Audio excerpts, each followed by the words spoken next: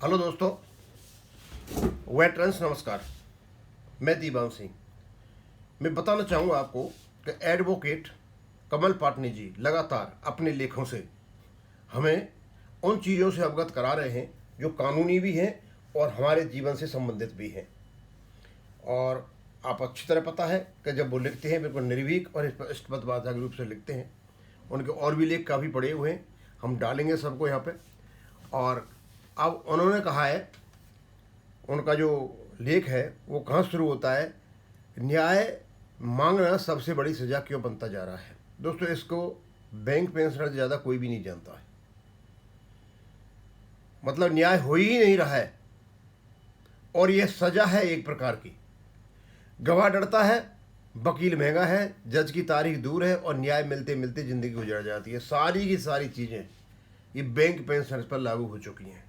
और जहाँ तक वकील की बात है तो शायद हमारी औकात नहीं है उन वकीलों को हायर करना जिन वकीलों की हमको ज़रूरत है।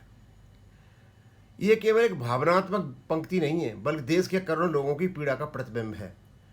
आज आम नागरिक के मन में सबसे बड़ा प्रश्न यही है कि यदि न्याय पाने में ही पूरा जीवन निकल जाए तो फिर न्याय का वास्तविक अर्थ क्या रह जाता है।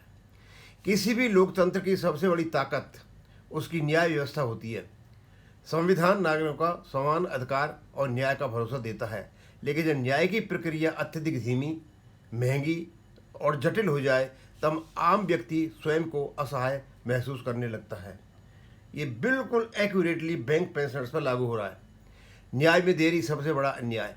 कहा जाता है justice delayed is justice denied, अर्थात देर से मिला न्याय कोई न्याय नहीं होता है।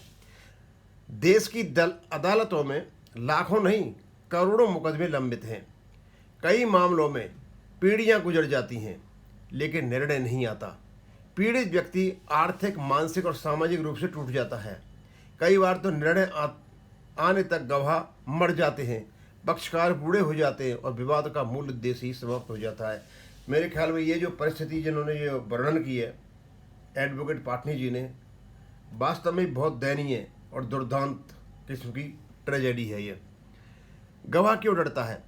गवाह न्याय प्रक्रिया की रीढ़ होता है, लेकिन आज गवाह स्वयं असुरक्षित महसूस करता है। उसे धमकियां मिलती हैं, बार बार अदालतों के चक्कर लगाने पड़ते हैं, समय और धन दोनों खर्च होते हैं। कई मामलों में पुलिस सुरक्षा भी प्रभावी नहीं होती। परिणाम यह होता है गवाह मुकर जाते हैं और अपराधी बच निकलते हैं। न्याय इतना महंगा क्यों? एक गरीब और मध्यम वर्गीय व्यक्ति के लिए मुकदमा लड़ना आसान नहीं। वकीलों की फीस, दस्तावेज, तारीखों का खर्च, यात्रा, समय की बर्बादी, ये सब मिलकर न्याय को आम आदमी की पहुंच से दूर कर देता है। कई लोग केवल खर्च के डर से अपने अधिकारों की लड़ाई को छोड़ देते हैं।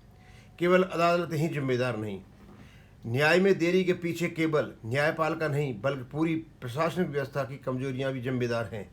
पुलिस द्वारा कमजोर जांच, विभागीय भ्रष्टाचार, सरकारी कर्मचारियों की जवाबदेही का अभाव, बार बार स्थगन की संस्कृति, झूठे मुकदमों की बढ़ती संख्या, प्रशासन निर्णयों में पारदर्शिता की कमी। जब शासन और प्रशासन समय पर अपना दायित्व नहीं निभाते तब विवाद अदालतों तक पहुंचते हैं और न्याय व्यवस्था पर बोझ पड़ता है। सुधार की आवश्यकता। समस्या का समाधान केवल आलोचना नहीं बल्कि ठोस सुधार है। समयबद्ध न्याय व्यवस्था लागू हो, न्यायाधीशों की संख्या बढ़ाई जाए, झूठे मुकदमों पर कठोर दंड हो, गवाह सुरक्षा कानून प्रभावी बने, प्रशासनिक अधिकारियों की जवाबदेही तय हो, तकनीक आधारित तेज सुनवाई प्रणाली विकसित हो, गरीबों के लिए सस्ती और सुलभ कानूनी सहायता उपलब्ध हो। न्याय केवल अदालत का फैसला नहीं बल्कि नागरिक के विश्वास का आधार है। यदि आम व्यक्ति को यह महसूस होने लगे कि न्याय मांगना ही सबसे बड़ी सजा है, जो लोकतंत्र की आत्मा कमजोर होने लगती है। समय आ गया है कि न्याय व्यवस्था, प्रशासन और शासन तीनों मिलकर ऐसी व्यवस्था बनाएं जहाँ नागरिकों को बरसों तक संघर्ष न करना पड़े बल्कि समय पर निष्पक्ष और सुलभ न्याय मिल सके। कानून का भय अपराध में होना चाहिए, लेकिन आज न्याय प्रक्रिया का भय पीड़ित में दिखाई देता है। यही स्थिति बदलता समय की आवश्यकता है। कमल पाटनी जी ने। दोस्तों, इसको पढ़ने के बाद तो ऐसा लग रहा है जैसे उन्होंने बैंक पेंशनर से कोई संबंधित नहीं है, लेकिन सारा का सारा ये बैंक पेंशनर्सों से रिलेटेड है। कहा उन्होंने जनरल सेंस में है, सारा का सारा है। हमारा रेगुलेशन है 35.1, बड़ा स्पष्ट रूप से पेंशन अपडेशन दे रखा है। यदि इसे बैंक लागू करते, आईबीए लागू कराता, यूनियन लागू कराती, तो लोगों को क्यों कोर्ट में जाना पड़ता? क्योंकि ये अपनी ड्यूटी भूल गए और हमें चक्कर लगाने पड़ रहे हैं, और सारा का सारा वही व्यवस्था है।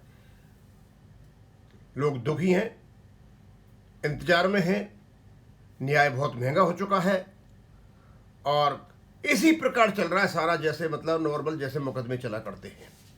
और सबसे बड़ी बात ये समझ में नहीं आया, मैंने सवेरे भी डाला कि भाई क्या दो प्रकार के सिटीजन क्रिएट कर दिए हैं कि कॉन्स्टिट्यूशन ने। एक वो सिटीजन्स, एक वो पेंशनर जो प्रोटेक्टेड हैं, वो गवर्नमेंट के हैं, चाहे केंद्र सरकार के हैं और चाहे वो राज्य सरकार के हैं। और दूसरे जो सिटीजन्स हैं, पेंशनर्स हैं, वो बैंकों के हैं, वो नेग्लेक्टेड हैं। यानी जो संविधान के आर्टिकल 14 है, आर्टिकल 21 है, आर्टिकल 300A है, और जुडिशियल प्रेसिडेंट कोर्ट के हैं, वो सारे के सारे लागू होते हैं केंद्रीय और राज्य सरकार के कर्मचारियों पर, लेकिन वो बैंक पेंशनरों पर लागू नहीं होते।